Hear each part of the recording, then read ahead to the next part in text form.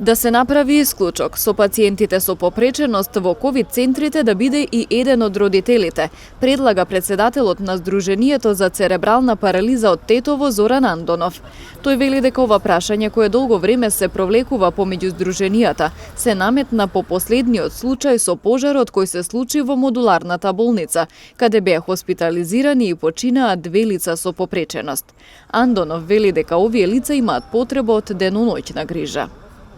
Тоа кај нив е стресна состојба, тие не се свесни за своето обкружување. Станува збор претежно за лица со тешка и потешка, дури и најтешка попреченост, кои и во нормалните услови не можат сами за себе да се грижат, а не во вакви услови каде има апаратура, каде има непознати луѓе, каде е една сосема подруга атмосфера од која се навикнати во секојдневниот живот. Иако свесни за ковид протоколите кои не дозволуваат посети, сепак родителите на деца со попреченост инсистираат да бидат со нив, затоа што постои ризик несвесно да ја тргнат маската за кислород.